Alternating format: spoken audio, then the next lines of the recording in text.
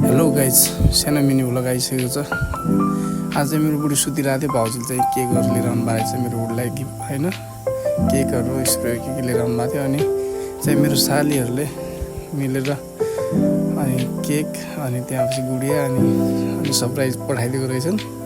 हामीलाई त्यो कुरोमा थाहा भएन। अनि मेरो माइली दिदी भाउजू अनि कान्छी दिदीहरू पनि आउनु भएको थियो केक ल्याएर होइन गाइस। अनि मेरो बहिनी रेजिना बहिनी, फुबु रेजिना बहिनी अनि पुसाइ भएर केक लिएर आइदिनु भएको थियो है साथीहरू।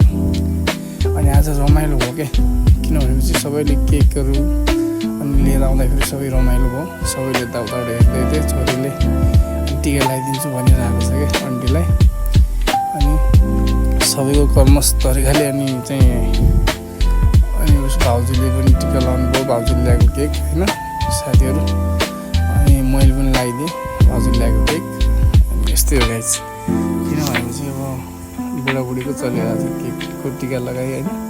दाइ अब जेठाजु पऱ्यो त्यहाँदेखि हेर्दैछ हाँस्दैछ।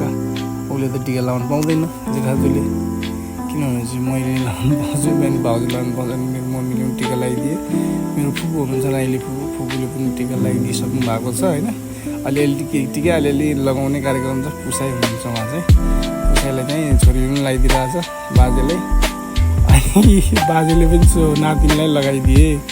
यो पार्वती हो, पार्वती छोरीले पनि टिका लगाउँदैछ है गाईहरू। सबैले पालो लगाउँदैछन्, किनभने मेरो माइली दिदी पनि लिएर आइसकेको थियो केक लिएर आइसक्नु भएको थियो होइन। त्यहाँपछि केक काट्दै हुनुहुन्छ होइन।